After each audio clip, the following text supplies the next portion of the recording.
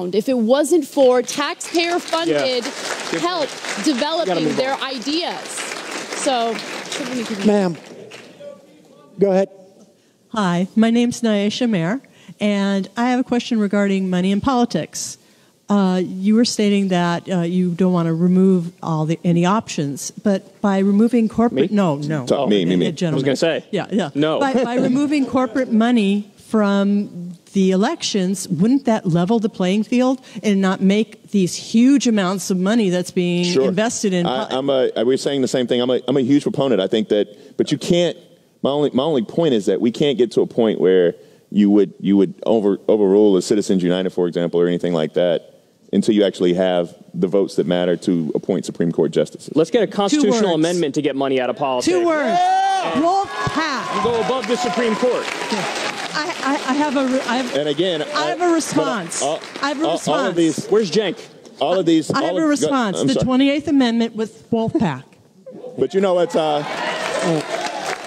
Give Cenk Uygur a hand. He's fighting on that front. If we wanted a 28th Amendment or if we wanted to supplement, first of all, I'm not a big fan of opening up the Constitution. That's a slippery slope for me. But come on. Okay. As of when? Well, my brother in the back was like, "Yeah, we're not letting y'all play with the Constitution no more." I would make sure that access to a first-class education and quality health care would be the 2 things that I agree with that. I would amend the Constitution prior. Protect the right to vote. Health care, right to education. Protect the right to vote too. Yeah. Well, we tried. They just gutted it. Yeah. Hi, Said Gonzalez. I was wondering how we could bring the attention using the argument of socialism against the incremental change that we all hate, including me, especially when we saw how horribly the Democrats botched up their chances to upgrade DACA. Being a DACA recipient myself, is there a way to bring attention to issues like that using socialism? Wait, why are the Democrats that fall for DACA when it was Republicans in charge? Pardon? Yeah, the Democrats didn't fight. Huh? They didn't fight it? That's what you're saying? No. They didn't fight for it is what I'm saying. Yeah, they did. No, they didn't. Chuck Schumer took a promise from Mitch freaking McConnell. Yeah. All right, well, that... okay.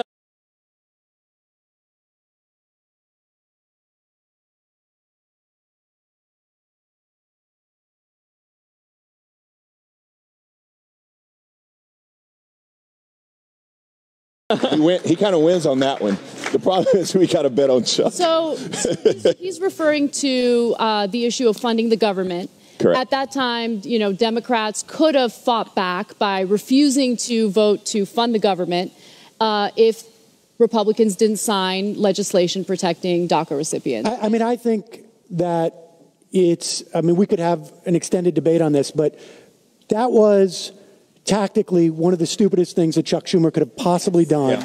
In December, to walk in, this is getting very much in the weeds, but in December of 2017, the Republicans were looking at a nightmare of a December. And Chuck Schumer and Nancy Pelosi walked in and said, "We'll take a couple of things off the plate for you." And I think that was probably, I think, ultimately, again, Chuck Schumer having some type of problem with politics rather than ideological. But let me I'd like to answer that question, because how do you talk about socialism in addressing that issue? Because it's actually, I think we as a party have evolved dramatically. Those of us who've been around for years know that we had with Ben Nelson and Joe Lieberman and all those assholes. Now, next year, with the start of the 2020 presidential race, you're going to see the entire field of about 20 people running. Price of admission to even be considered a candidate, it's going to be Medicare for all. Yep. It's going to be DACA. Right. It's going to be expansion of Social Security. Clap for that one. Medicare for all litmus test. What our party has become. And it's fueled and helped by the Ocasio-Cortez's and those successes. So we are moving in a direction. Now, socialism is such a, kind of buzzy word, and the right's going to accuse us of being that anyway, right? So, all right, we're socialists. What the fuck do you think a socialist is? But I think Ocasio-Cortez is doing a good job in defining what that means to be a democratic socialist. And I think that's helpful. And I think the democratic field is going to have to adopt that. And not only that, not just because she's Latina, right? as we talk about messaging, because a lot of this is about messaging, it's kind of, the right has kind of dug themselves into a little hole when it comes to socialism, because for 8 years, every single day they woke up and were like, Barack Obama's a socialist, you're a socialist, you're a socialist. And a Marxist. They called it. They went further. And a fascist. I mean, like, everything at once. Everything at once. I was like, that. Muslim, I don't even know communist, how this Marxist, all makes sense. fascist. But what happened was we saw the stock market go from 6,000 to 20,000. We saw income levels rise among all demographic groups. We saw unemployment rate for all demographic groups cut in half. And so when people started branding him as a socialist, and then you saw this economy just grow and boom, now people are like, wait a minute. He's a moderate Republican. Obama was a moderate Republican. The bottom line, too, I think, is that we are far enough away from what people who grew up with the Cold War perceived. Yeah. You know, socialism was just a dirty word, and we're further out from that. But founding father. Yes. Over here. Not quite, not yet. Hello, testing 1, 2, 3. Yeah, I came to this meeting because I asked the question: should we be socialists in Independence Hall? It's kind of an interesting question. I got to see the fall of the Berlin Wall. I saw the impact of centralized planning, and I think you would advocate that litmus test in centralized planning. But no, I wouldn't frame it like that. Not a single person here who's talked about a centralized economy. Very good. Well, it always ends up going that direction. No, it doesn't. No. Let me answer that. Let him answer the question. You're talking. Put a question mark. You're right. I should put it a question. You just accused us of being central planners. We should respond. Well,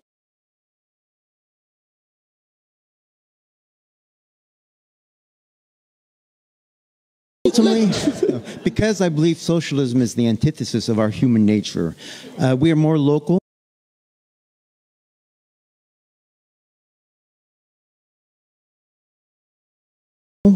And you're trying to do these globalized policies, national policies,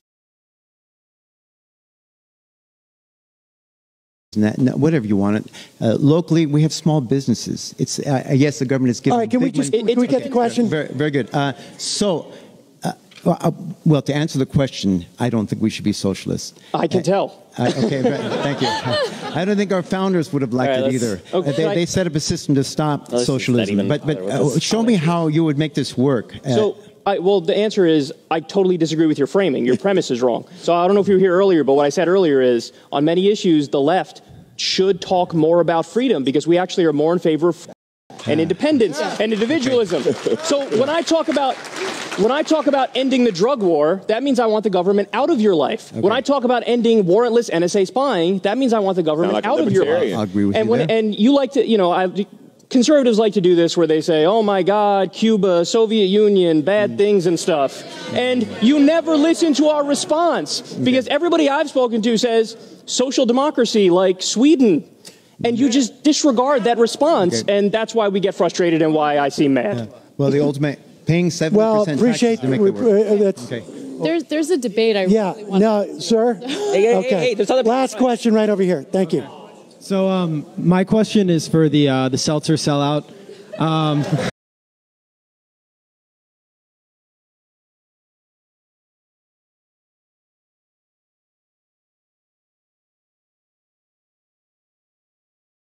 It's me. So earlier we were talking about Joe Manchin and the impact that he has right now. And I remember Sam mentioned that Joe Lieberman and the disdain you had for him. So if the Democrats were to retake both houses of Congress and the executive branch, let's say 2020, wouldn't Joe Manchin just become another Joe Lieberman where he would be an obstructionist to our progressive progress? Well, unless you play politics properly, which the Democrats don't. Like I was saying earlier in regards to Obama, if I was in Obama's position back when he had a supermajority, the amount of pressure I would have put on not just the Blue Dog Democrats, but also the so-called moderate Republicans, I would have made their life a living hell unless they voted for my agenda. Because I'm here to fight for the American people. I don't care about anything else. So I'm going to fight for them as hard as I can. For the people of West Virginia. Now, it's... But the point is he's not. That's the point. When he's not for clean water, he's wrong in that. Joe Lieberman didn't really become like, I mean, you might have hated him for a long period of time, but he really went off the reservation after he was no longer a Democrat, when he was serving as a... no. There was a reason why he was primary. Well, that was a reason why he was primary, but he absolutely went like obstructionist lunacy But when he had an eye behind his name. Lieberman would go on Fox News. We had a term for it back in the day, the Fox News Democrats. The Fox News Democrats. Would go on Fox to trash Democrats. Ben Nelson did it. Joe Manchin doesn't do that. Well, just because he doesn't say something doesn't. West Virginia. Look, I know, but the idea is that Joe Manchin has his voting record is more important. more disciplined in terms of by the Democratic Party, by the Democratic Party, I mean like what people are voting for and what people are polling on.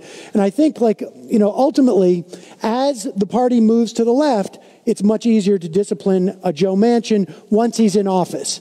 Yes, Joe Manchin will definitely be somewhat problematic if the Democrats take over. But the idea is that you've got to have enough ballast so that Joe Manchin becomes irrelevant. And I think when you think long term, my whole point can be summed down to this. In the long term, we can get a Richard Ojeda in Joe Manchin's seat.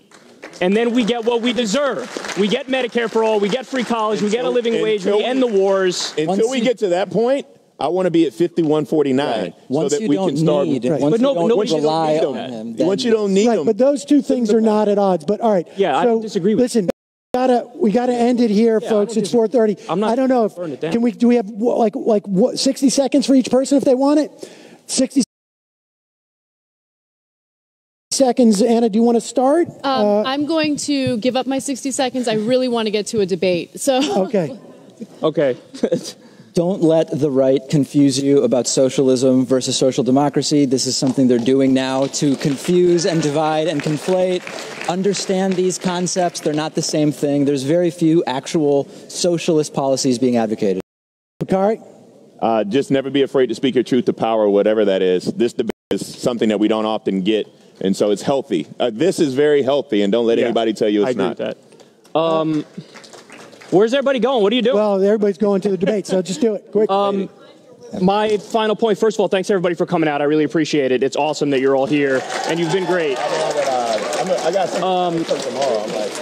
Hassan wrote. But to sum up my point, if you run on an anti-corruption message and you run on a populist message, you will win everywhere. Red district, blue district, purple district, doesn't matter.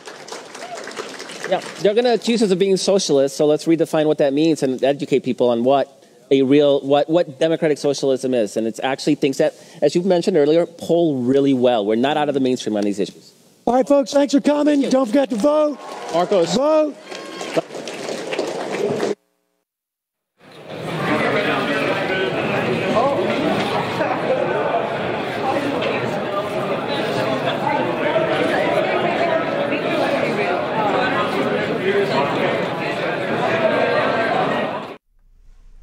2018 election results will start to come in as the polls close across the country tonight. The first polls close at 7 p.m. Eastern in states such as Virginia and Georgia. Ohio, West Virginia, and North Carolina close a half hour later. Much of Florida closes at 7 p.m. as well, except for part of the Panhandle, where they close at 8 p.m. Polls in Pennsylvania, the New England states, and several southern states, including Mississippi and most of Texas, also close at 8. Arizona, Wisconsin, and New York are among a number of states with polls closing at 9 Eastern. Polls in Montana, Nevada, Utah, and Iowa close at 10 p.m. California and Hawaii close their polls at 11 p.m. Eastern. There are no polling sites in Oregon and Washington state, but vote-by-mail ballots are due by 11 p.m. Alaska closes voting at midnight Eastern. C-SPAN, your primary source for Campaign 2018. Which party will control the House and Senate?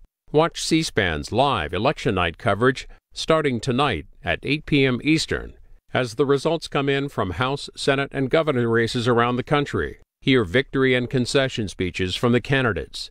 Then Wednesday morning at 7 a.m. Eastern, we'll get your reaction to the election, taking your phone calls live during Washington Journal. C-SPAN, your primary source for Campaign 2018.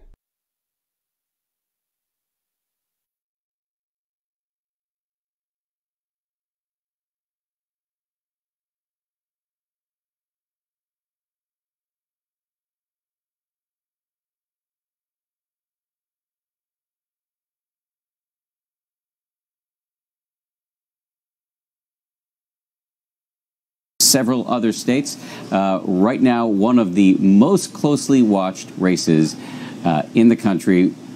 Too early to make a projection here, but these are names you're going to want to remember. Stacey Abrams is the Democrat running for governor in the state of Georgia, normally a pretty red state, but she's putting on quite a race. She's gotten some campaign help from Barack Obama and Oprah Winfrey. She's running against the current Secretary of State, Brian Kemp. This is a highly charged race, and we're going to be talking about this throughout the evening. As we said, though, too early to make a projection. We're also watching another very high-dollar, high-stakes race in the state of Indiana, where the incumbent Democrat Joe Donnelly is running against a Republican challenger named Mike Braun. These are early vote totals, so way too early to make a projection. Only 4% of the expected vote reporting here, but at this point, Joe Donnelly with 35%, Mike Braun with 61%. Let's move on now to the governor's race in South Carolina. Democrat James Smith running against the incumbent Henry McMaster. Not enough information at this point to make a projection in this race. And in the governor's race in Vermont, Christine Hallquist and the incumbent Phil Scott. As you can see, we cannot make a projection in this race either. Also, one we'll be watching throughout the evening. Here's a race that a lot of people view as something of a canary in the coal mine, a harbinger of how this evening is going to go. This is Virginia, District 5. Leslie Cockburn running against Denver Riggleman. Leslie, the Democrat, some people think she may be able to pick this seat up. If so, the conventional wisdom says that this could be a sign that we're in for a blue wave tonight, but as you can see, we don't have enough information to make a projection in this race. And there's another race in Virginia that a lot of people are talking about. Abigail Spanberger, former CIA agent, running against the incumbent Dave Bratt. And again, a lot of people talking about if we see a Spanberger victory tonight, it could be a sign that we're looking at a blue wave. But at this point, we don't have enough information to make a projection in that race. Let me talk about one other race that we're watching as potentially a race that will tell us about how this evening is going to go. It's the Kentucky District 6 race. Amy McGrath is the Democrat there. She's running against the incumbent Congressman Andy Barr. As of this point, with only 2% of the precincts reporting, we're looking at a 46-53 race. It's still very early, but if Amy McGrath can pick up this seat, the conventional wisdom is that we may be looking at the vaunted blue wave. Let me bring in Tara Setmayer. Let's start backwards here with this Kentucky race. Now, this is a district that encompasses Lexington, Kentucky. We often think of Kentucky as deep red, right, ruby red, but Lexington, Kentucky is a university town. Correct. So there is some chance that we could see the Democrat pick this race up, pick this win up. What's your view? Yeah, I think this is one of those early indicator races of whether it's going to be a wave or not. And this is really where it's important for candidate recruitment. When you have a woman who is a Marine fighter pilot, she's able to come out and provide an interesting contrast to something that most people think that's a Republican issue. You know, they're tough on national security, they're tough on military issues. That's inoculated when you have a candidate like McGrath, and the fact that she's a woman. So, and she's part of several women who are veterans that are running in this midterm, which is an interesting dynamic that we haven't seen before. But I think that this race these are one of those districts where, you know, the president won by double digits, won a state by double digits. It shouldn't be competitive, but it is. Talk about Virginia. You voted there this morning. I did. Yeah, I voted in Virginia 10, which is the Barbara Comstock district.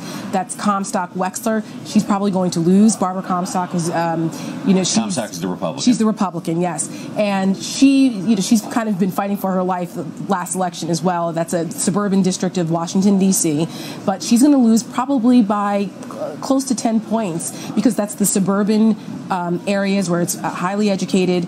Women are fed up with Donald Trump and the tone. They don't like it. And you have another strong female candidate there. President Obama visited over the weekend to help canvass for her and help get the vote out for her opponent, for Wexton. So that's another one of those districts that's going to be a pickup, I believe, for the Democrats. Another district in Virginia that we're watching closely, and you mentioned this before, is Dave Bratt's district. He took out Eric Cantor in 2014. Yeah, Eric Cantor, high-ranking Republican. He was number 2. That was the beginning of something in 2014 where you had these insurgent Tea Party folks that were taking out, the elites in the Republican leadership, and he's in big trouble. And Spanberger, who's running against him, she's a former CIA operative. So again, you bring into I just want to know where you stand on him as the conversation, national security. One other thing about Florida, along with the important races at the governor's house and in the Senate, there are also some important ballot initiatives in Florida that deserve some attention as well, and particularly the one regarding essentially prison reform and recidivists who are coming out of prison and whether they should have the opportunity to vote. 1.5 million potential votes on the line for Floridians there, and a strong Gillum performance tonight will probably also propel whatever happens regarding that ballot initiative. And so I think that also deserves some examination and some attention. There are also other initiatives. I think there's one related to tax reform in the state of Florida as well. But those local issues often drive a lot of interest locally as well. Because on that first point, what would the implications of that be? They would be enormous for the Democratic Party, right? It would. And look, I mean, I think from a value standpoint, Democrats certainly believe in the idea of having, the opportunity for these folks who are in the prison system to come back. And frankly, that aligns with the president's values and Jared Kushner and people around the president and what they've said. But obviously, there's a strong advantage to Democrats in the future should something like that be realized. So it's been fascinating to watch, Caitlin, as well, the president's rhetoric kind of shift. When, you talk about the House and you talk about the Senate, the president has essentially said, I'm not going to take any kind of responsibility if things don't go well in the House. And then really focusing his attention and energy on the Senate. Remind us why that is. What's the situation there? Well, it's really interesting because we kind of have two different elections going on. We have the battle for the House, which runs through suburban districts across the country that Democrats are trying to flip over from Republicans, really hoping that women voters in those districts will benefit them in voting for them. And then you have the Senate map, which runs through states where the president is very popular, states that he won, places like Montana, West Virginia, Indiana, as we were just talking about, but also states in the Midwest, Ohio, Pennsylvania, Michigan, Wisconsin, and in the rest of Pennsylvania. The president, I think, is trying to position himself to declare victory in some capacity. He at some point says, I'm on the ballot, but I'm not really on the ballot. When he says I'm on the ballot, the people that he is speaking to are voters who turned out for him in 2016 who aren't necessarily proven to be engaged in midterm elections. And I've talked to a few of them in places like Pennsylvania, for example. He really needs them to turn out for Republicans down the ballot. And that's very hard to do. We know Obama had a lot of trouble doing that, really couldn't do that in 2010 and 2014. It's difficult for a president to transfer that coalition. Could the races tonight test that? I think the president, if they hold on to the Senate, maybe even expand, I think he'll declare that a victory. All right, Caitlin, Michael, and Joel, hang on one moment, because right now, President Trump spent the final weeks before midterms campaigning for candidates across the country. He had a quieter day today. CBS News Chief White House correspondent Major Garrett is joining me now from the White House. So, Major, how has President Trump been spending this election day? Very quietly, working on some trade negotiations, sending out the occasional tweet for a select House race or a Senate race here and there. But on the main, very, very quiet, watching things work, making calls, checking in with those who are most directly involved with the races, most important to his political future. I can tell you here at the White House, Steve Stivers, who is the Republican from Ohio, chairman of the National Republican Congressional Committee, in charge, if he can, of protecting that House Republican majority, informed the White House as late as 4 o'clock this afternoon that based on his own internal projections, he pegs the net House Republican loss at 17 to 21 seats, which would mean, if that holds true, and I'm only saying that Steve Stivers' projection, that the House Republican majority would narrowly be preserved. If that were to occur, that would be sensational news here at the White House. It would also suggest Republicans would pick up seats in the House, possibly not take the bludgeoning that they're preparing for themselves for in gubernatorial elections, and it would be an all-out victory. Now, I'm not saying that's what's going to happen. We've got lots of votes to count and lots of data to go through. But the Republican, Steve Stivers, who's in charge of the National Republican Congressional Committee, told the White House 4 o'clock this afternoon that's his projected net loss, 17 to 21 seats. So yeah. that would be, if it were to come to fruition, nothing short of breakthrough good news here at the White House. I mean, I would imagine that the president, if that were to be the case, would feel a certain sense of vindication in his strategy, right? You had Republican lawmakers who wanted him to talk more about the economy, and instead we saw the president not focusing on that, but on immigration. So I had a lot of conversations with Republican strategists who've been around a lot of midterm elections and presidential elections over the last weekend, as you might expect. And the interesting observation they made, and I'll get to immigration in just a second, is this. Usually, when the president's approval ratings are not so solid, and the president's been in the low 40s for so long, the White House inclination is to hide the president and let the candidates run their own races. Not here. This president said, no way. My connection to my voters is so deeply personal, it transcends Republican Party politics. If I don't go out on the road and tell them this election is important, they won't believe it's important. So, the president, looking at the projected schedule that his political team put forward for him 2 months ago, essentially tore it up. He's done 30 rallies in the last 2 months, entirely at his direction, saying, I'm going to make myself the referendum in this election because that's the only way to make sure I motivate my Trump supporters. So the president took it upon himself personally to make this midterm election principally about him. And down the stretch, as you mentioned, Elaine, emphasized immigration both as acts of his presidency, deploying active duty military, using executive action on asylum requests at the border as opposed to port of entries, very showy examples of presidential power to highlight the immigration issue over the economy. Some Republicans wished he had not done that. But with Trump, you get all of his instincts. His first instinct was, I'm going to make this a referendum. The second instinct was, I'm going to make it about immigration. And Republicans have to live with those instincts.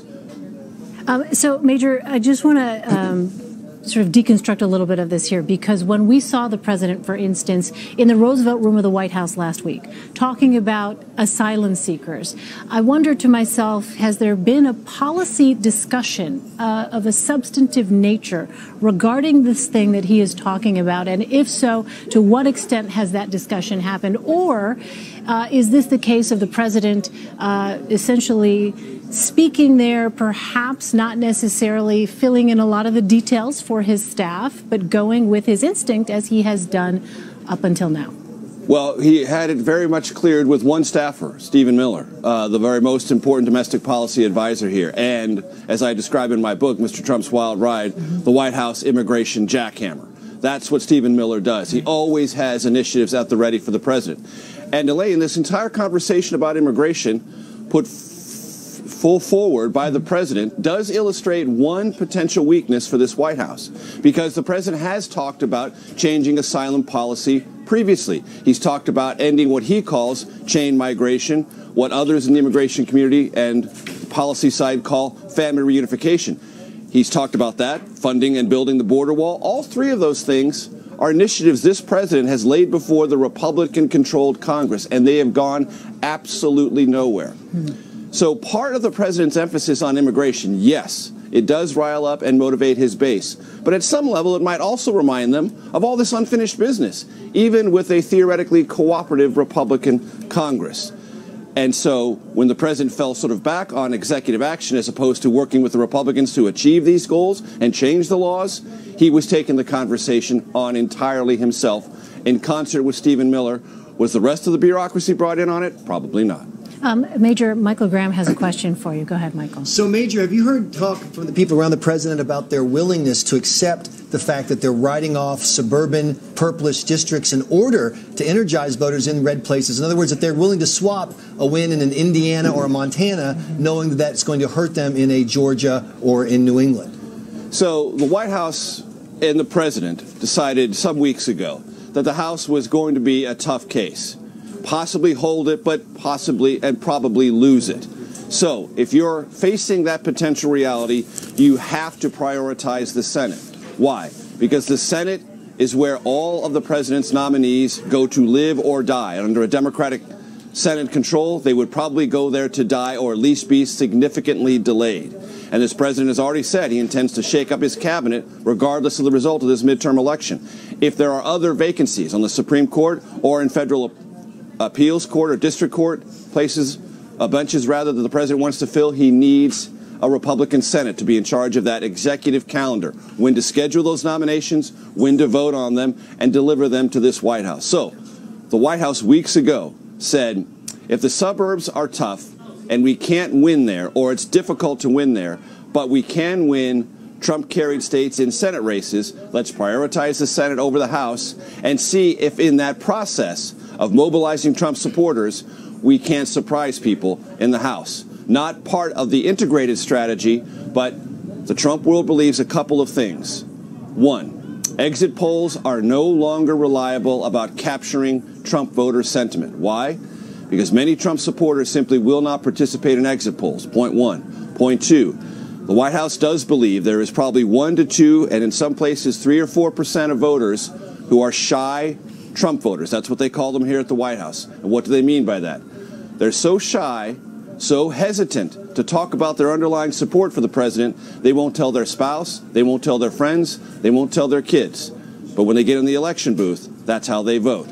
This White House believes that there is, within this Trump coalition, 3 to 4 points of give that is simply unmeasurable, either in exit polls, day-to-day tracking polls, or any other mechanism, because people simply will not say out loud what they actually intend to do when they cast their ballot. So interesting. Major Caitlin Huey-Burns has a question for you. Hey, Major, just given the projections of Democrats possibly winning the House, is this something that the White House is actively preparing for, and to what extent? And I also hear from Democratic candidates that I've been talking to in some of these House races who want to show some appetite for bipartisanship, pointing to things like infrastructure or possibly healthcare as ways to work with the president. Do you sense the same kind of appetite at all from people in the White House? Well, the president was asked a couple of days ago on the South Lawn as he was preparing to leave for one of his sets of rallies, can you work with Nancy Pelosi? And his one-word answer was sure. Now, I think that is a placeholder. He's going to wait and see. We'll see what happens. One of the favorite Trump talking points of all time, we'll see what happens. But I do think on a couple of issues, infrastructure for sure, there is some possibility, because Democrats prioritize it, the White House would like to do something, and if Democrats take control of the House, this White House knows it will have to give to get on immigration. I mean, on infrastructure, rather. Trade is also an area where the president, for many blue-collar Democrats, union Democrats, has been closer to their orientation to the entire trade question than Republicans have. There are less fissures among Democrats on trade than there are with Trump and Republicans. Now, Congress does not play a huge role in trade, but it will have something to say about this redrawn and rewritten NAFTA agreement with Canada and Mexico. And so there will need to be some level of cooperation there. As for investigations and what the House Democrats, should they be in charge of Congress and the House, bring to this White House, there is a sense that the White House needs to brace for that. There is also, Caitlin, a deep understanding that the White House counsel's office is at about half strength, down about 15 to 16 lawyers. And the president's going to need to beef up that White House counsel's office if, in fact, House Democrats take control and the subpoenas start flying or the requests for information start coming. And the White House needs to prepare for that, not just legally, but in terms of manpower. And one of the problems this White House has had is finding lawyers in town sympathetic to the president's agenda and willing, from their perspective, to take the reputational risk of coming into work on behalf of the Trump White House in the counsel's office. It's a small part of this story, but when you need people power in the White House counsel's office because there's been a change of power in Congress, that could be something that could complicate just the way the White House functions should Democrats regain control of the House. All right, Major Garrett, as well as Caitlin Huey-Burns, Michael Graham, and Joel Payne, thanks to you all. Thank you. Midterm results are slowly coming in across the country, and you'll likely hear phrases such as toss-up, leaning, and projected. CBS News Director of Elections and Surveys, Anthony Salvanto, is here to break down all of these terms. Elaine at the CBS News Decision Desk. On election night, we want to show the viewers exactly what we're seeing as we see it, as the votes come in, as the exit polls come in. So here is the language we will use to describe the races. First, toss-up. This one, often called too close to call, is when the race is, well, tight. Then there's lean. If a race has a lean status, that means one candidate has a slight edge, but it isn't really significant. It's just trending a bit in his or her way.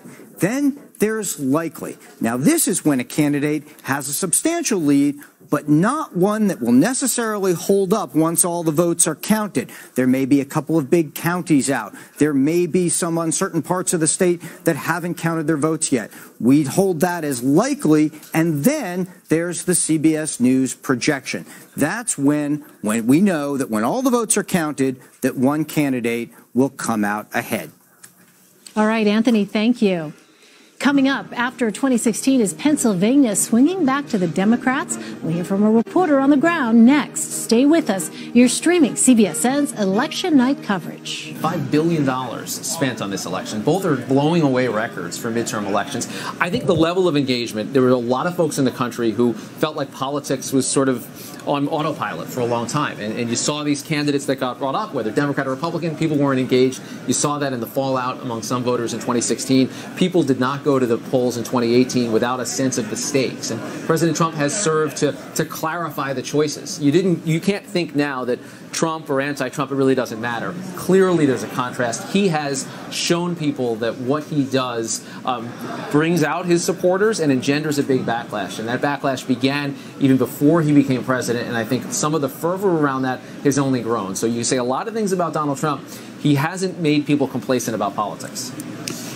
Rick, thank you very much. Please come back and chat with Dan, us we're throughout right the downstairs. evening. All right. This is fun. It's great to be here. Bring that big brain up these stairs. Appreciate it. Thanks again. Great Thank to see you. Thanks. Let's get it out to Eva Pilgrim, my co-anchor on Weekend Good Morning America. Eva is in the red-hot state of Pennsylvania, always a big player when it comes to elections. Where are you right now, and what are you watching? We are in Delaware County, Pennsylvania, and the big thing here is, Pennsylvania went red for Trump in 2016. It very well could be a big night for Democrats here. Will it flip blue? The Democrats have a chance to pick up 6 House seats here in Pennsylvania, as many as 6 House seats. And you were talking about that magic number 23 when you look at 6 potential additional seats against that 23 that they're trying to pick up. That's a big number for Democrats here. And we talked with the party in advance of this midterm election. They were telling us they were actively recruiting here in Pennsylvania for candidates in these districts that were from these districts, that represented these districts, and that were moderates. Another interesting thing we're seeing here in Pennsylvania, a lot of women running. There's a potential for Pennsylvania, which currently doesn't have any female Congress people. They could potentially have 4 if we wake up tomorrow morning and 4 women have won. They could send 4 women to Congress. So big storyline that we're following there. And then the major thing that's sort of shaping the whole night is the state of Pennsylvania is the only state that has been court-ordered remapped, redistricting. So these districts are very different than the districts that they voted in the last election, and that is going to have a major, major impact. And that is why Democrats can walk away potentially with 6 additional seats here in the Keystone State. So just to put a fine point on that, Eva, the conventional wisdom is that the redistricting, this court-ordered redistricting, which created quite a fuss in the state, may redound to the benefit of Democrats.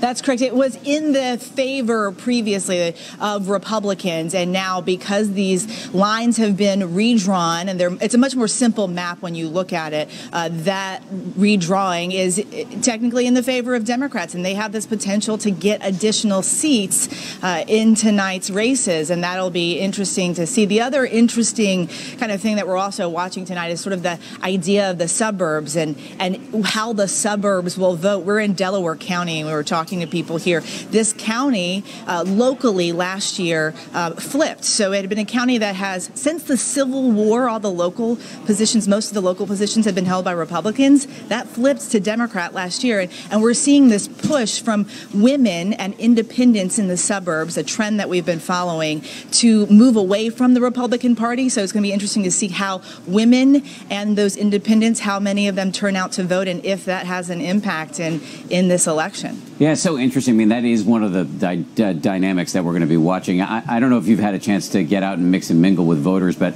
I was there in the state of Pennsylvania when Connor Lamb, who's now a congressman, was running as a Democrat to become a congressman in a special election several months back. And I spent some time with some suburban women who were campaigning on his behalf, and they were, in a word, angry about President Donald Trump. Is that part of what is putting the suburbs in play?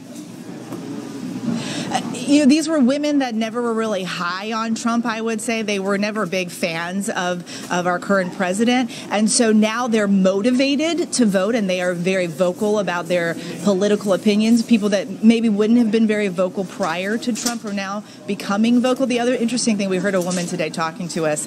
She is very much aware and wants to be aware of which of her neighbors voted for the president. And it's interesting because it is a divisive issue. People are judging their neighbor based on who they chose to vote for in that presidential election, and also trying to convince people to the other side. So all of that will be interesting to watch as it plays out. Eva, my friend and colleague and co-host on Weekend Good Morning America, will be talking to you as the evening progresses. Eva, thank you very much. This is, as we've said, such a high engagement, such an unusually high engagement midterm election in the era of Trump. So, of course, we're going to be watching how it all plays out on social media. And ABC's Kenneth Moten is running point on that for us tonight. Kenneth, what are you seeing? So, Dan, Twitter on fire, social media hot today. And as you said, the engagement is up. People want to share their stories to say how they exercise their right to vote, showing them in lines at the polling places, at the precincts, and afterwards, holding up that I voted sticker. Listen to this stat. More than 250,000 people today used in their tweet the hashtag I voted. That's a very high number. And so, as you said, we're seeing a lot of voter turnout, a high voter turnout. And before I tell you at home, in your car, on the bus, how you're watching us, and Roku, Hulu, however you're watching us, before I tell you how you can get engaged, to tweet us tonight, to Facebook us, to send us your posts, your questions, your thoughts, your statements. Before I tell you how to do that, I want to show you this here. Let's go to the board because we got a little bit of a rainbow over the Capitol. I want to start with a hopeful moment here as we start this long night of coverage. Maybe this is a symbol, a sign that the people who are sent to serve in this new Congress will execute the will of the people, and there will be some harmony. So we're going to start you with that, but let's move on because I want to show you the candidates have been tweeting throughout the day. You got Bruce Warner here, the gubernatorial candidate, the governor of Illinois, who says the polls are open until 7 p.m. today. Find your polling place here. Moving on, I'll show you another candidate right here from Louisiana, Josh Guillory for Congress. Still time to vote. Polls are open until 8 p.m. So a lot of those candidates still reminding folks, hey, you still have time in a lot of those time zones to get out and vote. Moving on here, I can show you March for Our Lives. We've seen a number of first-time voters, that youth vote, that those young people in that 18 to 29 block that we've talked so much about before today, and especially today, who have gone out and voted for the first time. March for Our Lives, we know that a number of Parkland kids after the school shooting there in South Florida have been really motivated to really get out there and march on big issues like gun control. And so let's actually go up and see this picture right here. These people right here, they actually can't vote, but they were still motivated to work and take some time at the poll there to really see the civic duty of so many in action. Moving on here, and let me show you this. Beyonce. Now, let me tell you this, Dan. I show no bias here, except for when it comes to Queen Bee. And yes, she is wearing a Beto Aurora hat, so obviously she has made an endorsement here. I do not endorse that, but what I do endorse is Beyonce here getting involved. So Queen Bee saying, I'm feeling pretty great here and grateful for everyone before me who fought so hard to give us the right to vote and have a choice. We often talk about celebrity, the celebrity impact. Taylor Swift getting involved. So many celebrities who have really made an impact and gotten those young voters to come out and vote has really had a big impact in Texas, in Tennessee, in Georgia, where we saw Oprah campaigning. Also in Florida for that gubernatorial race is very high profile.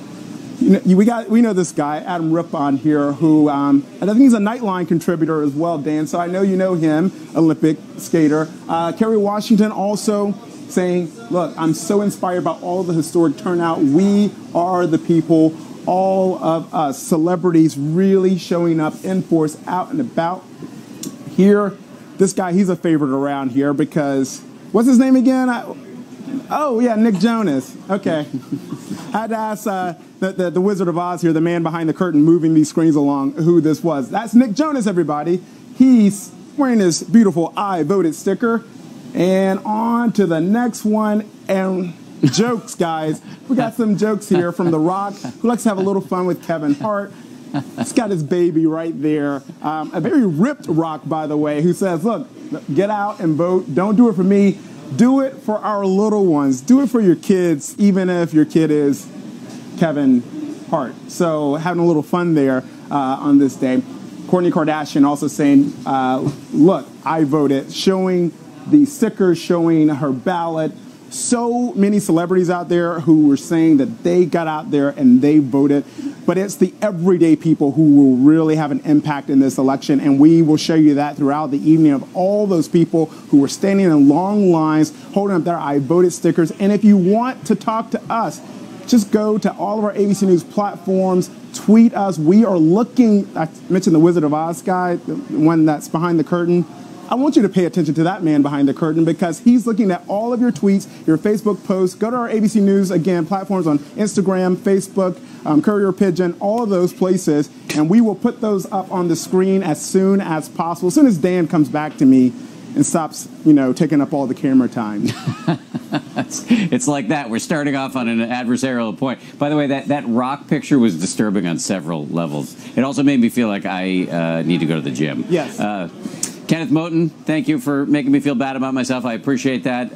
We'll be back to you throughout the evening. Let's go to the state of Florida, where ABC News anchor and correspondent Whit Johnson, one of my other co-hosts on Weekend GMA, is standing by. I understand we've had some inclement weather in the state of Florida, and Whit, you're watching at least two huge races there, a Senate race and a gubernatorial race. Where are you, and what do you have your eye on right now?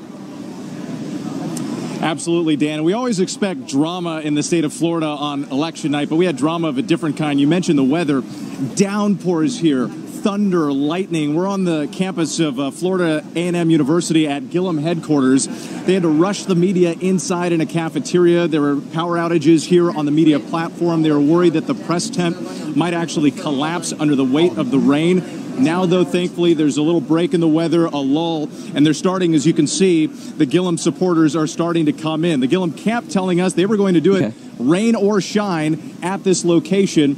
And so let's talk about those races for a moment. Two major races here in Florida with national implications. Voters we talked to say that when they cast their ballots today, they definitely were voting to either support or reject the Trump agenda. At the end of the day, you know who he is. And I got to believe that the people of West Virginia are just sticking with what they've got. It's been fascinating, Ryan, the I word, impeachment, right? You heard former Vice President Joe Biden sort of counsel that, this is not the thing for Democrats to be talking about.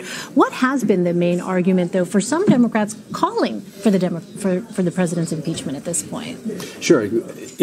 As your last guest talked about, one of the things that's happening here is Democrats surging to the polls in ways that they never have before in a midterm.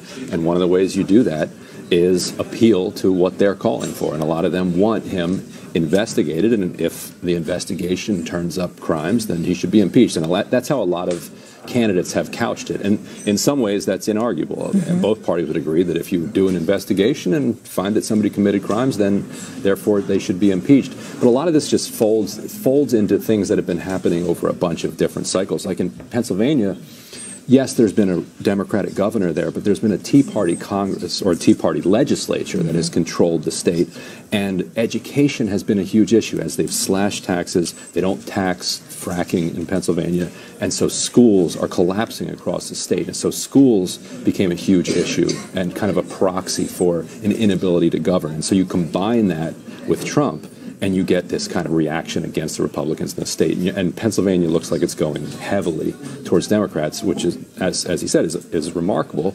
Trump just won it 2 years ago. Yeah, it's been fascinating to hear because, Caitlin Huey-Burns, who was just here, said she was talking to a voter in Pennsylvania, in Scranton specifically, who said, I voted for the president, but this time, based on what we've seen, she was having some, as John Delano called it, buyer's remorse. Let me ask you about Republicans, Molly, because, this going back to this idea of impeachment, right? You've had Republicans raise the specter of impeachment.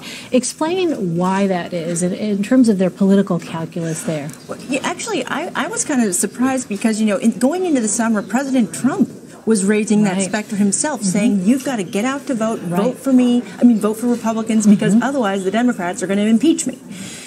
Well, impeachment is one thing, and that's in the House. That's sort of like, a grand jury gets together and they decide they're going to charge you with a crime. Now, whether you get convicted of that crime, that's a whole other matter, and that's for the Senate to decide. So really, again, I was surprised that the president didn't raise that issue more often, given that he wanted to galvanize his base to get to the polls.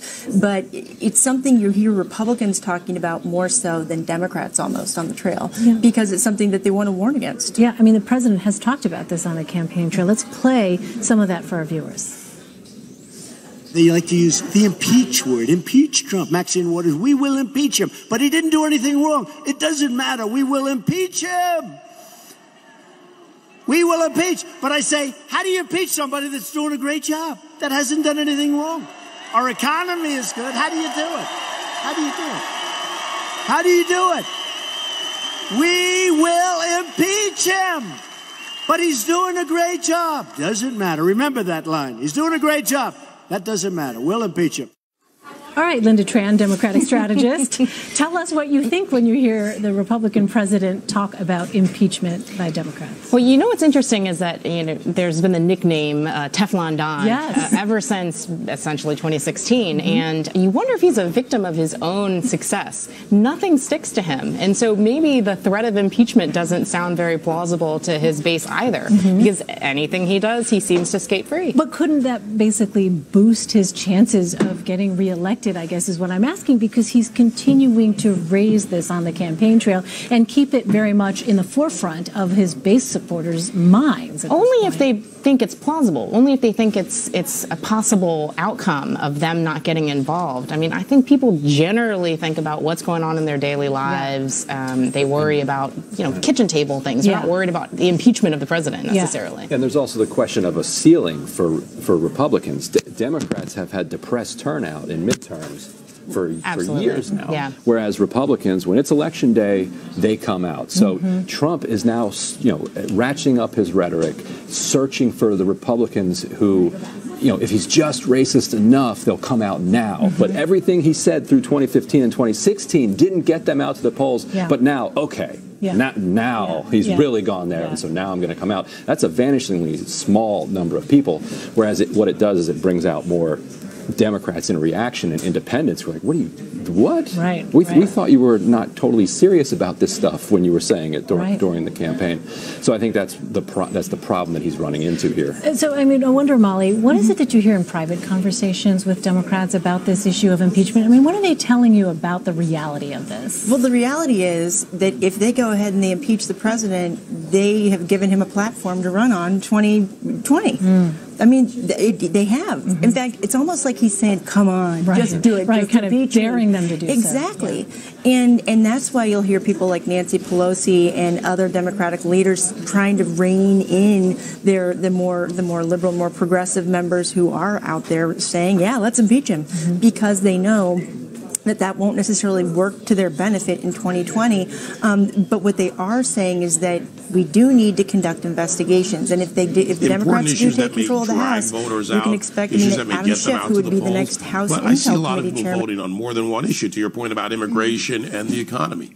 Immigration and the economy. I think immigration is, to me, that's of paramount importance, because everything else can be affected if you deal with immigration. Being in a border state of California, and we have a governor that's probably going to be our next governor, even though that pains me to say, actually makes me physically ill to say, Governor Gavin. I won't. I will save it for later because California is still going. But we have Governor Gavin Newsom, and he's already said he wants to provide health care to undocumented immigrants. That's repulsive to me. The fact that immigration is not a bigger issue and people don't understand how that affects everything else, especially in border states like Texas and California. I mean, that's why to me that Senate race is so important in Texas as well. Or in dealing with the issues of the security and the opioid epidemic and so many other things, and guys, human trafficking. To that point, according to the voter analysis, 69% of voters say that those who are living here illegally should be offered a chance to apply for legal status.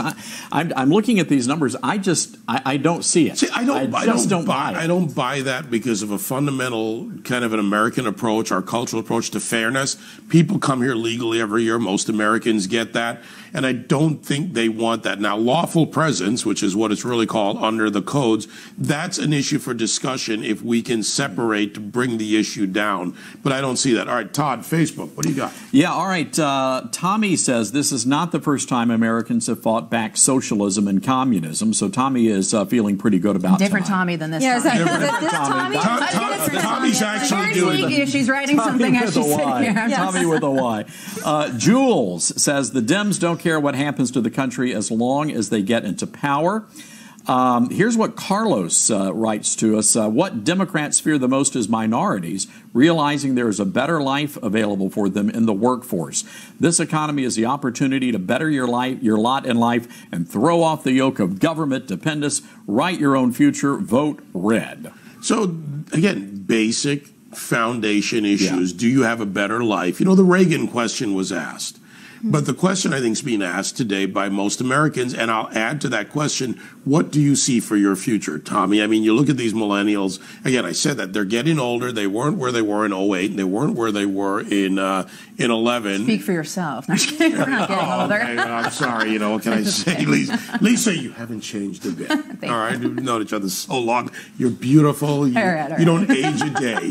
Okay, have I made it up now? You made it up. We're good. Put that on Facebook. Smooth. But I tell you what I think the problem is with young people, and I think it's across the country. Although I do think young people are starting to wake up, I think there's going to be a resurgence of conservatism amongst young people, and we're working very hard to make sure that happens, Fox Nation being one of the ways we're going to do it. But beyond that, I think one of the big problems with young people is they hear free things and they think that's plausible. They think that money comes from government. They don't understand that money comes from the taxpayer. They really don't get that. In fact, I would go as far as to say there are a lot of college students that think that money just falls from the sky or it lives like in the iCloud. They think that they can just Well, they live a little bit of parental socialism because somebody's paying for you to be there, so you can throw hot chocolate around. Yeah, why not give illegals free things? There's just enough money to go around, right? Just spread it around. Bring it down from the sky and spread it around. Young people believe that. They believe in socialism because they believe in free things. They don't understand where the money comes from. All right, so Todd, reality check for him. Yeah, look, I had a guy send me a note one day. He's out in Des Moines, Iowa. He says, "You're not going to believe the homework assignment my 7th grader got." It was the assignment was showing the difference between socialism and capitalism. On the capitalism side, you had a big fat guy in a tuxedo with all this money coming out of his pockets, and all the little workers were chained together weeping. On the communism, socialism side, there was no big fat owner of the company. All the workers were dancing around in piles of money. Now, if you're a 13-year-old 7th grader, you're thinking, hey, I want to be a socialist. That's the problem. If we're going to fix what's wrong with this country, we've got to take back the education system. We've got to fix it, or else we're going to be in big trouble. All right, so Lisa, all of this, and I want to pivot, go forward in age, not you, not you, but go forward in age to the older voters in this country, senior voters, the high propensity voters, those +4s that vote around the country. You've covered this, you've run these races. Where do you think, and that tends to favor Republicans in the midterms. Again, in states like Arizona and others in the West Coast, they come out later. So what about those Sun voters?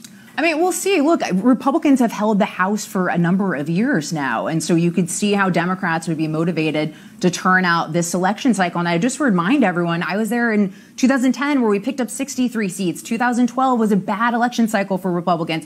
2014, I was working on a Senate race when we took back the Senate. So these things ebb and flows. It's like a pendulum swing, you know, going back and forth, election cycle to election cycle. So it would not be surprising tonight if Democrats make gains. The bigger question is how many do they make? Do they get the 23 and above that they need to take back the House or not? That is where the question lies tonight. And I truly believe that really anything less than, or 31 seats and less for Republicans is a good night. Anything above that, when you start getting into what we saw in 2010, like the 63 seat category, then, if the media is spinning this as some sort of bigger referendum, there's probably some truth to that.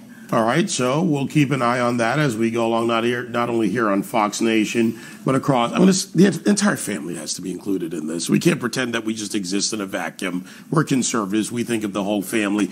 And we've got a great team at Fox News, at Fox Business, but right here, you get us on the web. You're on your smartphone. My mom's picking up polls. It's a little mom story. She's picking up ballots, the counts in her town. And I know that right now she's probably watching Hi Mom on her brand new Microsoft Surface. She's there, just watching because you can get it online. That's what's great about this. There you go. Mama Webb's out there, and I'll be over for breakfast tomorrow because I'll be up all night over here.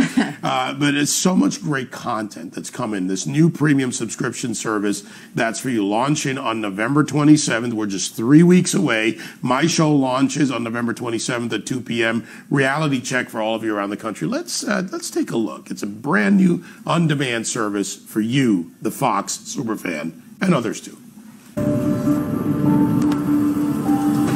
I was accused of framing O.J. Simpson. Harris County is the largest, most populated county in Texas, and it is a Democratic stronghold, but it's also where Ted Cruz is from. And because those 9 polling locations are going to stay open an extra hour, now that means they're going to delay the returns from Harris County another hour. So while the rest of the state is being tabulated, except out there where Adriana is in El Paso, they're going to wait for probably the largest chunk of votes. They have to wait for it. So it's going to be interesting to see what happens as those results start coming in. Yeah, absolutely. Adriana, let me ask you. Beto O'Rourke has drawn national attention, but he still has a tough task ahead of him. Is his campaign optimistic at this hour? They are still optimistic, Elena. We are now getting some information from exit polls here in Texas. And as expected, he is doing better with younger voters. Voters under 30, it looks like 20% say that they voted for Beto O'Rourke versus 8% for Cruz. Women say that they are supporting O'Rourke more. 56% say that they supported him, whereas more men, 53% supported Ted Cruz. Now, on the issue of immigration, this is central to both of the campaigns here. As expected, those who support building a wall, 84% say they voted for Cruz. Now, because there are more Republican voters here in Texas than Democratic voters, O'Rourke's strategy is to turn out new voters, turn out millennials. And they turned out in force for early voting. And O'Rourke actually got a late-day endorsement from Beyonce, who endorsed him. She, of course, is a very high-profile Texan. She endorsed him at nearly the 11th hour. As the night goes on, we'll see what kind of a difference that may have made. Omar, how has the Cruz campaign navigated this race in the final stretch? Well, in the last few days, they've been, of course, going to their strongholds to make sure not only they get people out for early voting, but they're also trying to get people to make sure they come to the polls on Tuesday. Some of the early voting numbers are astronomical, what we've seen here in Texas. 4.8 million people. That's already more early voting in this midterm than we saw in all of the last midterm, in all voting in the last midterm. So that's a staggering number. The question is, who were they going to vote for? There were a lot of new voters, as Adriana mentioned. But he's also going across the state. He did some phone banking here today. But I also talked to the state Republicans, and they say that they feel confident, since Republicans traditionally vote on Tuesday, on Election Day, they feel confident that the edge will go to Senator Cruz. We'll have to wait and see. All right, Omar Villafranca and Adriana Diaz in Texas, thank you both for joining us. Both Ted Cruz and Beto O'Rourke have been courting Latino voters this election season. Leslie Sanchez and Caitlin Huey-Burns spent time with organizers from the Libre Initiative. That's a group backed by Republican mega donors, the Koch brothers. It aims to increase Latino voter turnout around the country. Leslie was with organizers in Las Vegas, and Caitlin was in Miami. Do you hear people talking about the caravan? Are they concerned about the tone of the debate or the immigrants who are crossing? Well, that's the hot topic that's going on right now. In the news is fresh out there. They also care about, DACA. One of the volunteers that are helping us out here got involved with us because he saw the work that we were doing towards DACA, and we were trying to promote it since the beginning of the year. Healthcare, obviously, that's important for the community. Economy is always pop up in every election cycle, and it continues to be an important topic. Taxes is also an important topic. People are saying that they don't want to see taxes going up. Other people want to see a change in the healthcare system right now in the country. And obviously, this is curious because people have the idea that Hispanics or Latinos, they only care about immigration, but actually it's in the bottom of the topics. It's important, it's a sensitive topic for the community, but that is not the most important topic for the community. All right, let's bring in CBS News contributor and Republican strategist Leslie Sanchez and CBSN political reporter Caitlin Huey-Burns. Ladies, it was so fascinating to hear your reporting, your conversations with as you went out with those canvassers.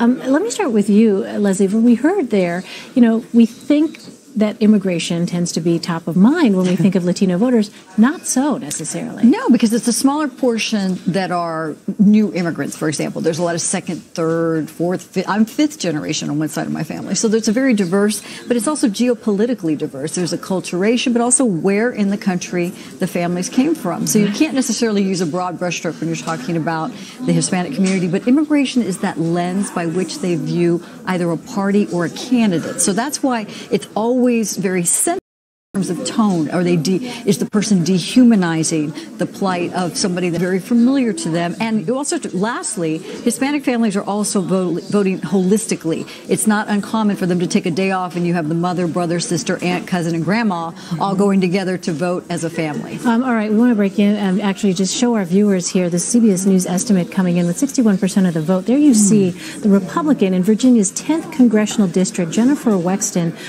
the winner there over Representative Barbara Comstock. And let me ask you, Caitlin, as we look at this, why were we keeping an eye on this particular contest in this particular district? What is it that we're learning from this? We're looking at this for two different reasons. First, this is a top target district for Democrats because Barbara Comstock is a Republican incumbent in a district that Hillary Clinton won by about 10 points in 2016. So Democrats have been eyeing districts like these. There are about 24 of them across the country where Republican incumbents are trying to defend, or Republicans are trying to defend seats in Clinton districts. And we're also looking at this because this is exactly where all of these key constituencies we've been talking about kind of come to a head. Suburban women. This district is right outside Washington, D.C. A lot of jobs there, a lot of new voters and new transplants to that area of Virginia. This is Northern Virginia that has, helped to turn the state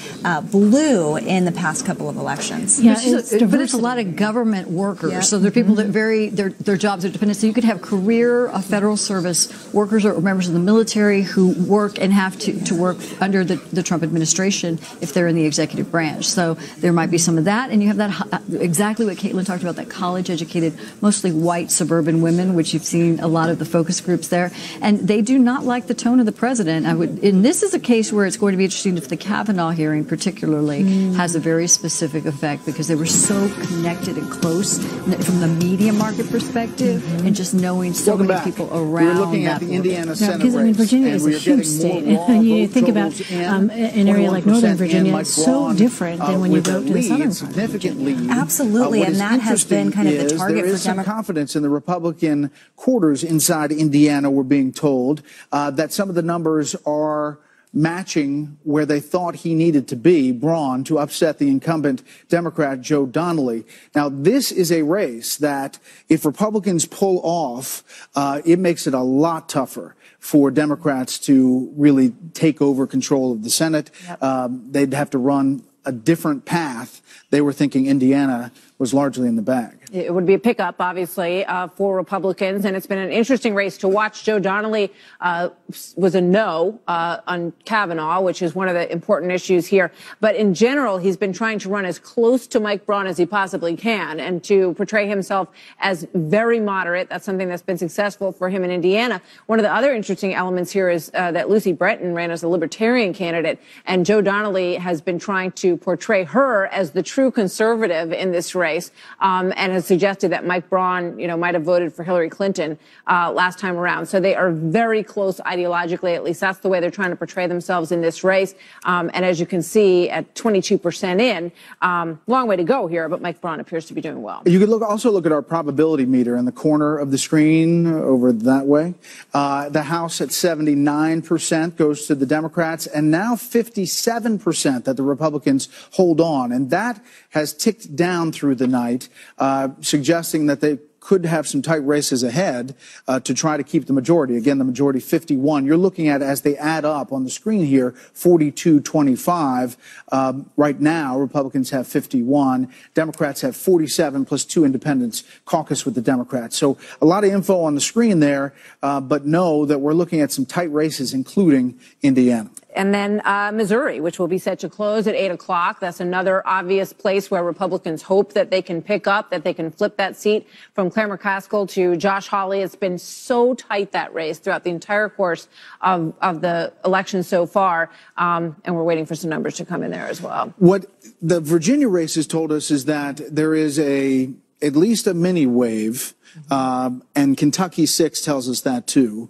Whether that wave crashes before the Appalachian, trail or continues through the country, we shall see. Republicans hope to hold sort of a heartland triangle that they're working on through the middle of the country that they hope will help them continue to do well there. So, and as you say, and when we saw Tim Kaine's race early on as well, as Chris was saying, that was an obvious indicator that there was some strength for Democrats in Virginia. A lot of people obviously work in the government in that area, and there's a lot of opposition to President Trump in some of those places that have been pretty hard fought. If you look at some of the economy as the issue, I think we have the map of the heat map on the issue of the economy. It is a big issue through the country, but it is not a driving force in some of these races early on that we're looking at. You're looking at the balance of power at the U.S. Senate now, but the economy, as we talked about earlier, is strong. The president talks about it, but it doesn't seem to have sunk in some of these early races that is what they're voting on. Yeah, and healthcare, as we were talking about earlier, has been a pervasive theme for these Democrats as they have been campaigning throughout the course of this whole race. And you think about it, the tax reform bill that was passed by Republicans in the House included the repeal of the individual mandate. It was a main structure of the healthcare bill that they repealed when they fell short of being able to repeal the whole thing. And that's been a very strong message in some of these early districts that we've seen kick in. And that is one of the main factors that we're seeing in terms of strength so far for issues, as far as Democrats are finding some strength. Chris and Britt, when they come on the set, there's a lot of stuff that happens. Could you tell that they were coming in to sit down? There's stuff falling down. You're looking now at the balance of power in the House. Gentlemen, we were talking about those early races, and they are showing us some movement, especially in Virginia. Yeah, and Virginia 10, but in fairness, it doesn't matter whether it's in fairness to her or not, Barbara Comstock, who's been the congresswoman there for a period of time, that is a seat that should, if you look at the demographics of it, of the population, should be held by a Democrat. And because Barbara Comstock was such an effective candidate, she was able to be a Republican, winning in a kind of Democratic-leaning district, the suburbs outside Washington, out towards Loudoun County in Virginia. But she's in a race this year against Jennifer Wexton, as you pointed out, a state senator. And as we've also pointed out, at the top of the ticket, you've got Tim Kaine, who's running a very strong race as re-election as senator. And Barbara Comstock is in a world of trouble right now. Yeah, 59% in, and Wexton has a strong lead in that race, and we're seeing some of those other Virginia races as well. And Indiana, we're waiting on Marion County for that Senate race. That is obviously a heavy Democratic area, but so far Braun is leading in some of the areas that he needs to be leading in as the countdown continues to our next poll closings, some of the biggest of the night. It is 8 o'clock on the East Coast, and polls have just closed. 16 more states as well as Washington, D.C., including 5 with highly competitive elections that will help determine the control of the U.S. Senate. Missouri, Tennessee, New Jersey, Mississippi, and Florida, which also, of course, has a crucial gubernatorial election. Yeah, one of the closest of these Senate races, as I said a moment ago, has clearly been Missouri, where Democratic incumbent Claire McCaskill is fighting to hang on at this point against challenger Josh Hawley, the state's attorney general. Way too close to call this, and very early in the game as we wait to get some numbers up on the board as that just closes. And Missouri, as Brett pointed out earlier, does not do any early voting. And a pickup by Hawley would give Republicans a crucial plus in the Senate, where their razor-thin majority currently stands at 51-49. The president has said that if someone gets a cold or sneezes, he loses his majority in the Senate, and he's hoping very much that he can expand that tonight. We'll see what happens. Yeah, another opportunity for a Republican pickup is in Florida, where Republican Governor Rick Scott is trying to oust Democratic incumbent Bill Nelson. The Fox News Decision Desk does not have enough data yet to project a winner in that race. Florida, take a look at this one. Too early to say whether Democrat Andrew Gillum, the mayor of Tallahassee, will defeat Republican Congressman Ron DeSantis to replace the term-limited GOP Governor Rick Scott, who, as we just mentioned, is running for the Senate. And speaking of running for the Senate, Republican Congresswoman Marsha Blackburn of Tennessee currently has a lead over Democrat Phil Bredesen, a former governor, to replace retiring GOP Senator Bob Corker, but it's too soon to project a winner in that race. Also too soon to call, I should say, is New Jersey, where incumbent Democratic Senator Robert Menendez vying with Republican businessman there, Bob Hugin. And then there's the special election in Mississippi, which actually may not be settled tonight. That's because no fewer than 4 candidates are competing in a jungle primary. If no candidate receives more than 50% of the vote in Mississippi tonight, then the top 2 finishers, and you're likely looking at them there, advance to a runoff election November 27th, 5 days after Thanksgiving. And we should point out there's a scenario where that takes us to the control of the U.S. Senate. We'll talk about that in a minute. So, and now a race call in Illinois in the gubernatorial contest. Democratic billionaire J.B. Pritzker will unseat Republican Governor Bruce Rauner to become the richest governor, actually, in U.S. history. So a gubernatorial pickup for the Democrats in Illinois is one that we can call. Unsurprisingly, Democratic Senator Elizabeth Warren, a liberal Democrat, will win a second term in Massachusetts, although she's already considering a presidential run in 2020. Warren defeats Republican Jeff Deal, a state lawmaker, and obviously we saw the DNA stuff earlier a couple weeks ago. And in Pennsylvania, Democratic Senator Bob Casey will win a third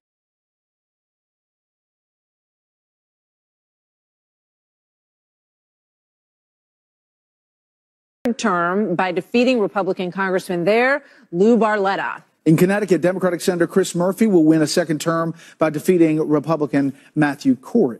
We should also mention that the polls are now closed in 50% of congressional districts across the country, which means that we are going to start getting some early indications in terms of which party will control the House of Representatives. Remember, Democrats need a net gain of 23 seats to pick up that majority. Let's go back to that governor's race in Florida. And we have a lot of vote total in there. If we can put up that race. Brett, I saw you wanted to weigh in on this. This is Andrew Gillum up 50-48. We get a lot of early vote total in Florida. We've dealt with Florida a lot, Brett, over the years. Yeah, and it's obviously important because it has presidential implications because Florida is such a pivotal state.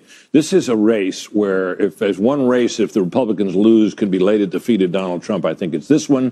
The Republicans had a very strong candidate, Adam Putnam, who was in the primary against DeSantis. He's now the state agriculture commissioner, which is a statewide office. He was a member of the House for a number of years and indeed a member of the leadership, considered one of the most promising young politicians in the state.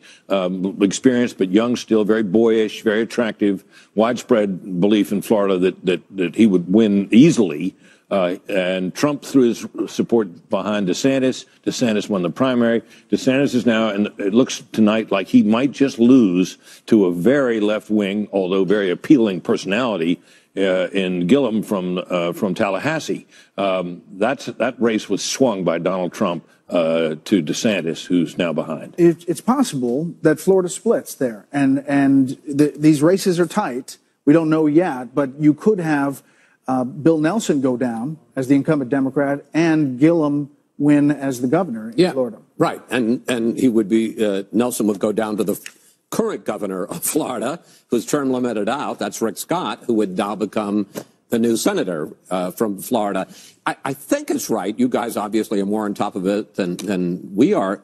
Has there been a single call in any of the major Senate races that you know, one of the key races that are going to determine? No, toss-ups?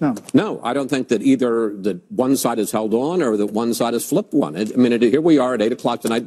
Polls closed, as you say, in 50% of the country. And the question of control of the Senate completely up for grabs. Not a single one of those races decided yet. Again, our probability meter has it at 57% right now. Republicans in control. But when you started the night, it was a lot more confidence that Republicans were definitively going to control. There's a lot of tight races here. As you look at the balance of power, Democrats need 2 to take control, and we're adding up on the screen 43-32.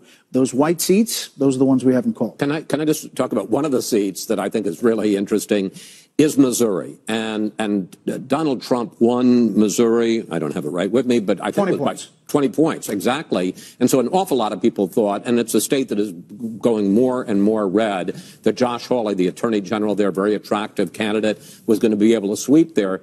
But Claire McCaskill is a tough politician, and she has run as far away from the Democrats, she is a Democrat, as she possibly could. Oh, she's saying to you, Chris, that she wasn't a crazy Democrat? Or was She said, I'm not one of those crazy Democrats. She also said, when she was interviewed yesterday, I don't really care whether the Democrats hold or the Republicans hold the Senate. It's 51-49. Who cares? And she also is completely, and I think the interview with you, backed Donald Trump on a hard line on immigration. So she's a Democrat. And a lot of people saying, Hawley said, well, yeah, but after the election, she'll be voting along with Chuck Schumer. But in this, during the campaign, at least till today, she's been running she also a pretty said moderate or conservative. she believed that the caravan is coming and that it needed to be stopped. I mean, she has definitely aligned with the president. She said there should be a wall.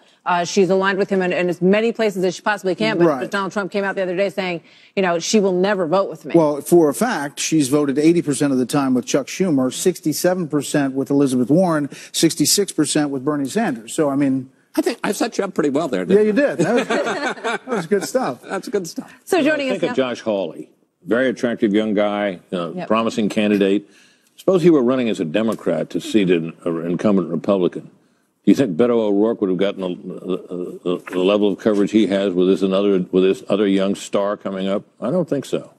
But Hawley's misfortune is he's a Republican, and you don't get adoring coverage. Yeah, he has not had the same kind of rock star response that Beto O'Rourke has been getting as he's traveled around Texas. So joining us now from Washington, where you guys all usually are, is host of Tucker Carlson Tonight, Tucker Carlson himself. Tucker, good to have you with us tonight. Your observations so far. Hi there.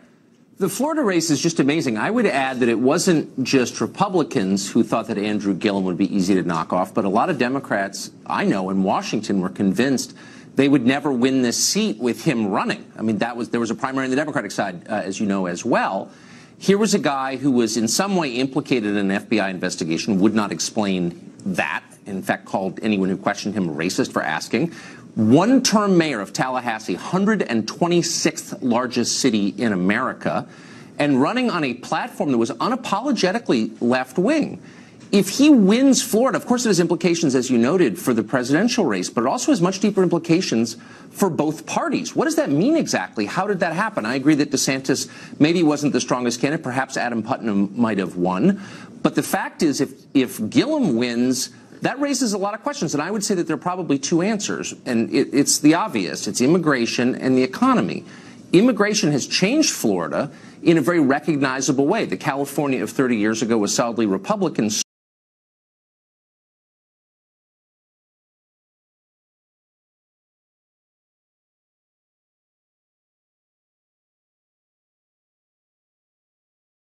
So was Florida. They now have different people living in them, and so they have different electoral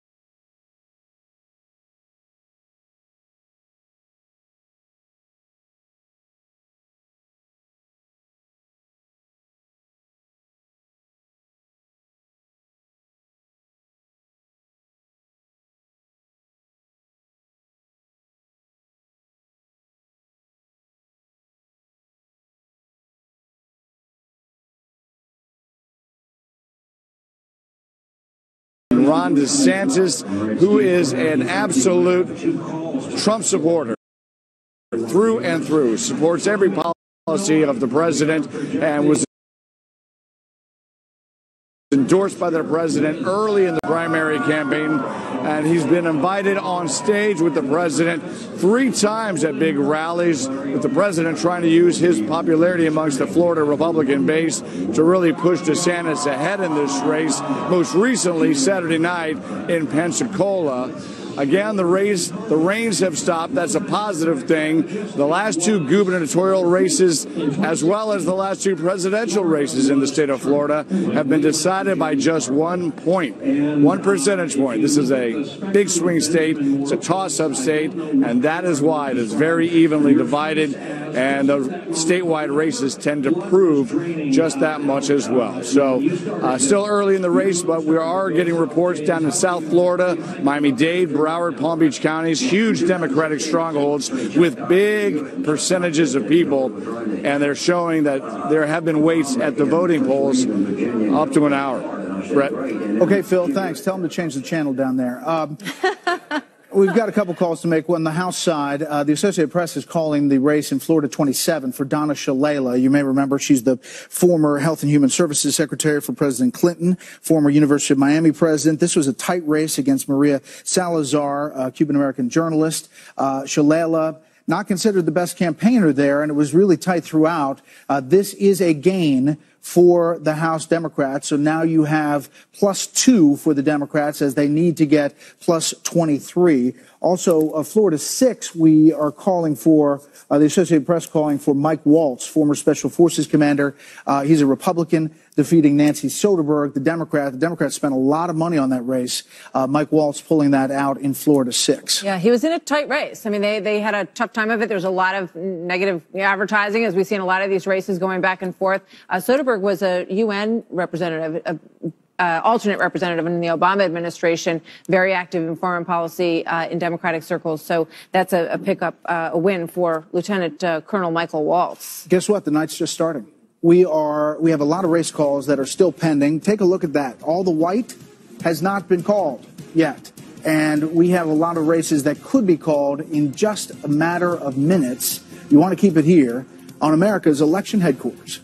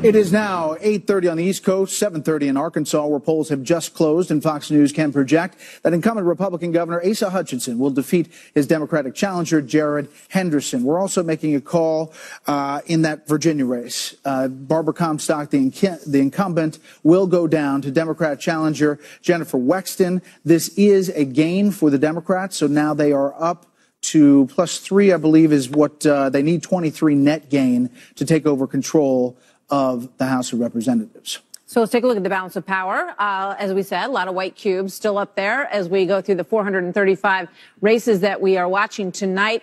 A handful of those are toss-up races. As you can see, 2 pickups right now for the Democrats. They need to have 23. 3 with Virginia 10. 3 with Virginia, which has just come in. 3 pickups for the Democrats and Republicans stat at the moment. Joining us now, House Majority Whip, Louisiana Republican Congressman Steve Scalise. Congressman, thanks for being here. Your thoughts early in the night and whether you can retain control. Well, we know what's at stake. It's been a battle from the very beginning.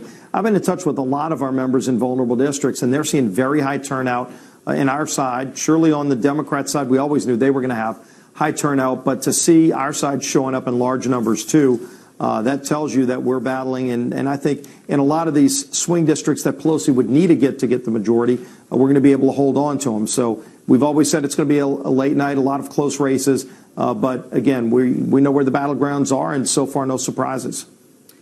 Steve, Martha McCallum here. You know, when you take a look at some of the fundamentals of what voters are talking about, they seem to be very interested in health care.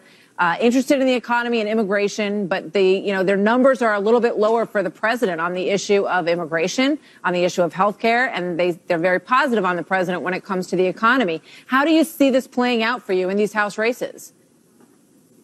The economy has still been the top issue, and obviously there are other problems with health care. We've seen under Obamacare, you're still seeing double-digit increases in many states in premiums because Obamacare is just not working, and we need to keep working on an answer to Obamacare. It's just a failed law, and there's a much better way to lower premiums and protect people with pre-existing conditions. We've been for that every step of the way. On the economy, look, you can't go anywhere without hearing people say how great the economy is going. Families talking about how they have more wages, more money in their paycheck. And Pelosi wants to reverse the tax cuts, so clearly that's been a big issue and a big talking point in terms of people that are concerned about Nancy Pelosi becoming Speaker again. Andy Barr pull it out in Kentucky 6? I was just with Andy Friday, and he's been battling. I think he's got a real good chance of winning because he's much more in tune with that district and in line with that district. I mean, his opponent, Amy McGrath, says she wants to be the most liberal, progressive person in the state of Kentucky. Kentucky is not a far-left Pelosi-type state. And hopefully Andy pulls it out in Lexington. 50.3% to 48.5%, 88% in. Congressman, were you upset about the focus in the last days of the campaign, kind of shifting more to immigration? Or did you believe that the closing argument should have been more economy?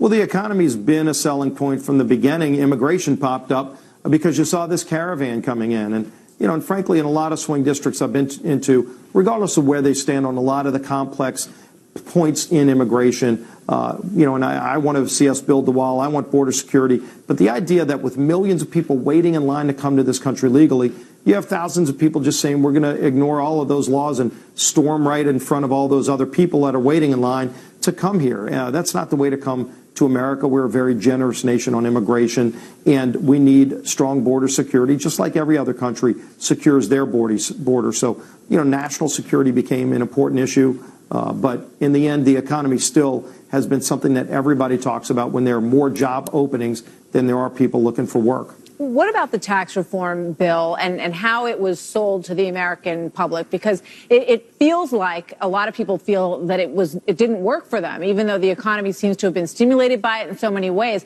Has that message been presented in a powerful enough way? And is that reflected at all in what we're seeing tonight?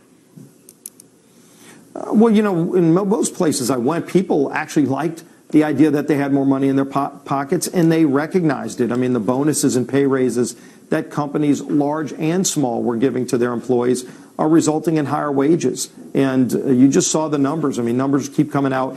that wages are going up because of the tax cut bill.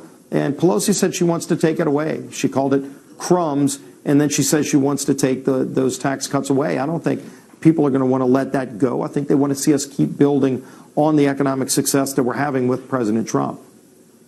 Congressman Scalise, we appreciate your time. We'll follow up and see how it turns out tonight. We're watching every race. Thank you, Congressman. Appreciate it. Thank you. All right, let's go back, if we can, to that Florida governor's race and put up the screen. This obviously is a key race. Andrew Gillum is the Tallahassee mayor against Ron DeSantis, congressman, and now this is a very, very tight race, although it has shifted in the past hour or so. We have Ron DeSantis with 50 straight up and Andrew Gillum at 48.8. Britt, what are you looking at there? Well, the question is how much is in, and 93%. 93%. That's probably 93% of precincts. Right? Yeah, so Broward County is in, we're told. Right. So 93%. That looks a lot better for DeSantis than it did a little while ago. The Panhandle is a late return. Late return, right. So it should be coming in. Panhandle will almost certainly help DeSantis. Republican, yeah. So that he might pull that out. It'd be a great relief to Mr. Trump, I would think. I was going to say, and then you'll take back everything you said about Donald Trump. And about how Donald Trump shouldn't have supported it. Chris, I said if he lost, that would be bad news. Now, if he wins, maybe we'll consider Trump even more of a genius than I know you already do, Chris. 93% is expected vote percentage, not the precincts in, but a lot of big areas have come in that race. We have our other panel right here, Laura, Juan, Dana, and Guy. Laura, what are you looking at in Florida? Well, I have to say, if DeSantis, who is a Trump guy, if he manages to pull out this victory with what was thrown at him in the last just 2 weeks, millions of dollars from Act Blue, the big Democrat turnout machine, which has done a great job of registering people to vote for the Democrat Party. They threw in millions. Steyer threw in millions. Other groups threw in millions. This was the most expensive governor's race in the country in Florida. If he squeaks out a victory here, I got to say it's all Donald Trump who won this for him. Ron DeSantis, I think he could have run a better campaign. And, you know, I always take it from my radio audience. I mean, he was an okay guest, but I think he could have taken it up a notch. Gillum is charismatic. He's a storyteller, getting back to stories. I think Britt was exactly right about him. But it maybe was a bridge too far for Floridians in the end. Again, this is a slight victory, though. This is, and it's, he wins, he wins. If he wins, if he wins, it will be a small margin. But nevertheless, a win is a win. And you got to say Donald Trump had to have put him over the edge. You know, Juan, I just have one thing that after the Hurricane Michael, there was a lot of talk about whether that would affect the turnout. And after Hurricane Maria, there was a lot of talk about Puerto Ricans coming from Puerto Rico to Florida, 280,000 plus. And they could register to vote right away. They're obviously American citizens.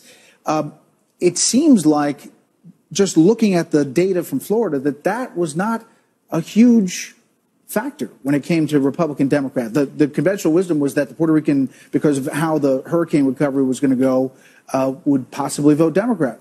But they align some ways with Republicans. Well, we don't know for sure yet, but I mean, if you look at that whole I-95 corridor, especially the area around Orlando, you saw a tremendous surge in terms of the Puerto Rican population after the big storms that you mentioned.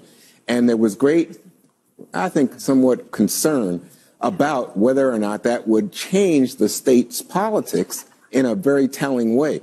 I would also say it was compounded by the second hurricane that hit the Panhandle hard, and the question was whether or not that would interfere with people getting out to vote.